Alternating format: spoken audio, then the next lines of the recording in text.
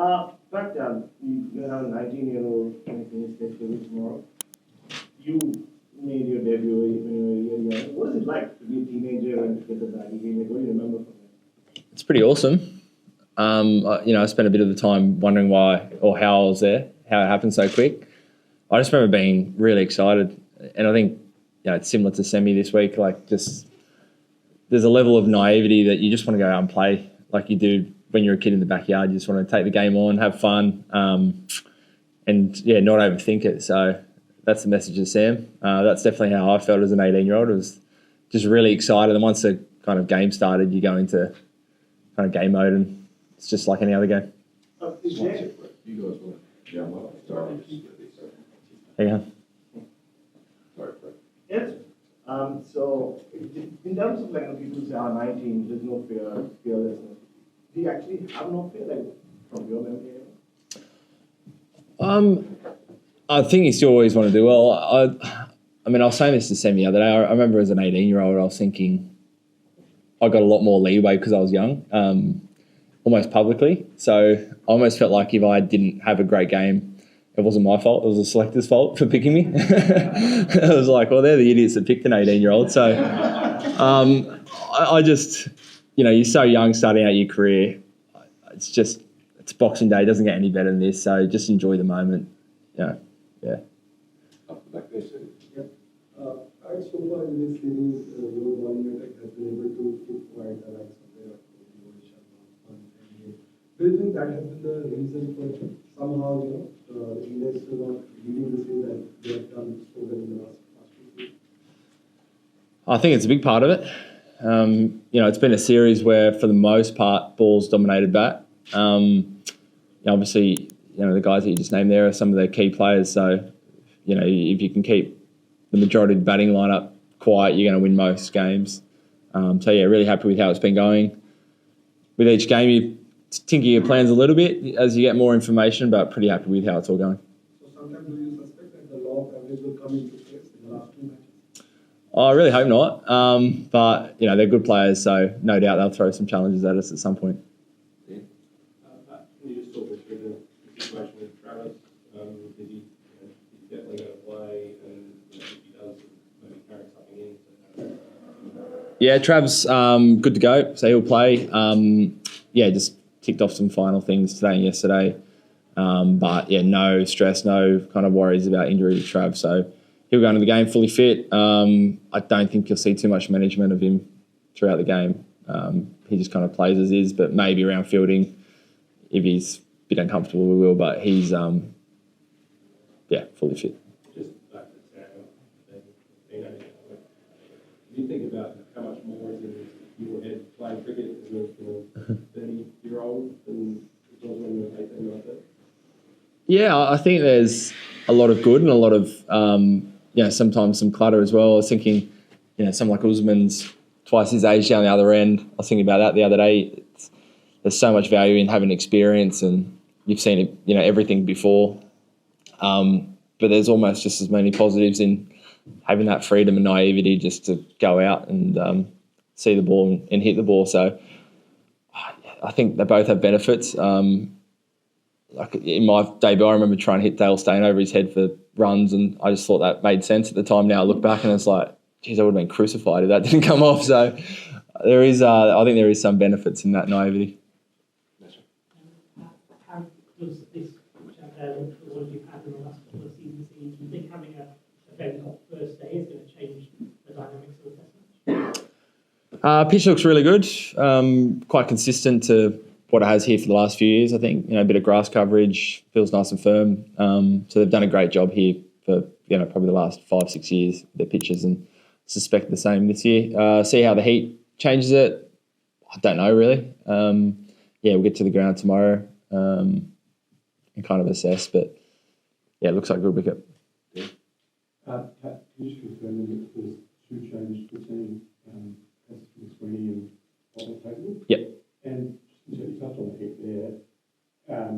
How much does that come into your mind at 40 degrees? I know it's cricket, but it is extreme when you are deciding whether to play a ball. How much impact is that? I think it's another layer. So we'll get to the ground tomorrow. You look at the pitch. you get a bit of a sense of what the day is going to feel like, and then you kind of make a decision from then. So I think it is a factor. Last week in Brisbane was hot, which is kind of a bit of a tick. Starkey and I bowled a lot in the heat and Lino and got through it fine. So I don't think it scares us too much. But yeah, we'll wait and see. 39 can get pretty hot. Roger, over here on the right. I'm good. Oh, you good? We'll go down here. Pat, you've had a look at the pitch for the last 2 days. There's some grass cover, but do you reckon spin will play some sort of role there? How much role do you think spin is going to play on this surface? In your assessment? Yeah, I think it's just a really well balanced wicket here at the MCG. Nathan Lyon's had some success here, certainly plays a role. So yeah, wouldn't be surprised if there's a little bit on off for spin. Exactly. Sam? Had played with Chad for a long time. Just what kind of form do you think he's in at the moment and what he shows for us? Yeah, it feels like the last 12 months he's been in this unbelievable kind of vein of form, and he just keeps going on with it. So he's hitting the ball really cleanly. You can see the pressure that he shifts back onto the opposition, literally from the first ball that he walks out there. So as I keep saying, I'm loving that he's in our team and don't have to try and set a field and bowl to him. But he's hitting the ball as well as I've ever seen anyone. So long may it continue.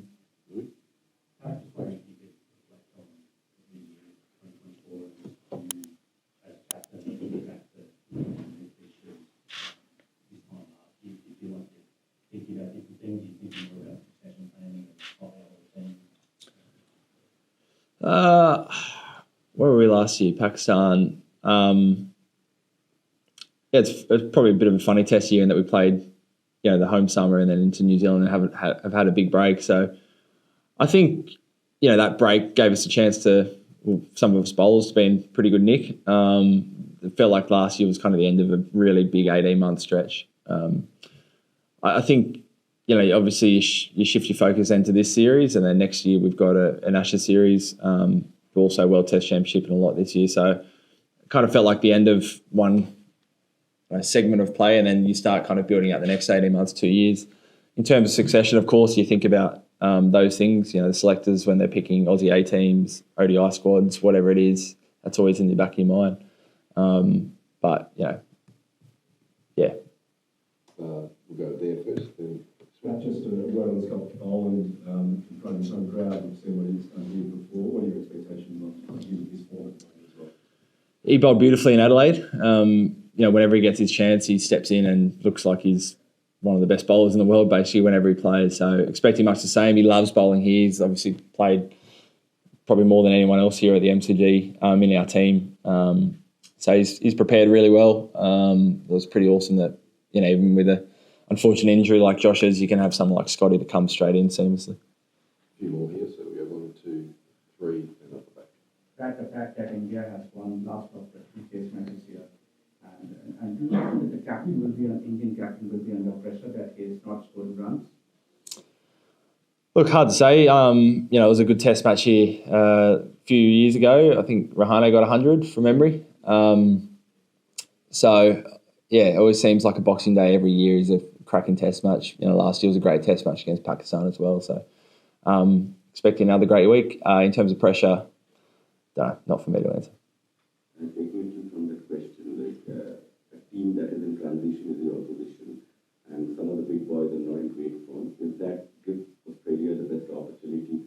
Is the team in that susceptible frame of mind, not top order, not performing? Does it give an advantage to the team? I don't know. I think every team always has something they're kind of grappling with or trying to improve on. As I said previous, really happy with our team's travelling. I thought after Perth we bounced back brilliantly in Adelaide and last week in Queensland. So for us, it's about focusing on what we do well and getting excited for a great week. The weather looks pretty good. Are you expecting finally just a more normal Test match, or just given the way this series has gone, is it expected and expected? Oh, look, I'd hope so. Brisbane was one of the weirdest kind of weather Test matches I've played in. So, it'd be nice that that's not as big a factor and you just go out and play, especially with a packed house on day one and for most of the Tests. It's, hopefully no kind of delays. One of the things that you enjoying it being a captain? Because some captains do on-field tactical stuff, but you've gone much beyond that. On-field, setting a culture in the team, or even your cricket for climate, So what is it that makes you enjoy it at this stage, because you've been a captain for a while? What are you now looking forward to do as a captain? What makes you give you happiness? I think it's similar to when you're a player, or when just a player. It's my most enjoyable part of playing cricket is playing with your teammates and like working together to try and get a win or overcome a problem. And I think being captain, you get an opportunity to do that, but not just with the players, you do it with the coaches and staff and the other leaders within the group. So I love all that part of it. Discussions around how we're going to go, style of play, what does our environment need, and helping shape that, with the team around me. I've always enjoyed that part of it. And I think the other layer is just seeing some new players debut, seeing Nathan McSweeney debut, seeing, Sammy Constance debut. That really gives me a thrill. And, just seeing guys kind of, you see the people behind kind of the cricket player and how much they put into it. So when they go out and hit 100 on Boxing Day, you feel that even more, I think, as captain. Just happy for them. Two go, Becky. 1, 2. That's what I was about to say. Again, you had such a golden start to the summer. In the few days you spent in seeing what the hype was all about. Yeah, I've played a one day with Sam for New South Wales as well. He didn't play, but he was down there, so I spent a bit of time with him. He's great, just, quite relaxed, good fun, happy to take the, roll along with the jokes and take the mickey out of himself and others. So, we just always encourage him to be himself. He seems relatively like he's got a good head on his shoulders for a 19-year-old. So we're there backing him up. That growing cricket family, just give us an insight on how special it is to have everyone together today. It's great. It's we spend probably more time on the road than we do at home. So this is kind of a big extended family, and at the moment it's chaos. It feels like there's, on average, probably 2 kids per person. So there's about 30 or 40 kids running around between the staff and the players. It's great fun. All the partners get on so well. So, this year we haven't had as many partners travelling because everyone's got young ones at home, but they all come together for the Melbourne and Sydney Test. It's always a great time of year. So we'll go off to Christmas lunch after this, and all the kids have got presents this morning and running around and hyper. So it's absolute chaos, but it's awesome.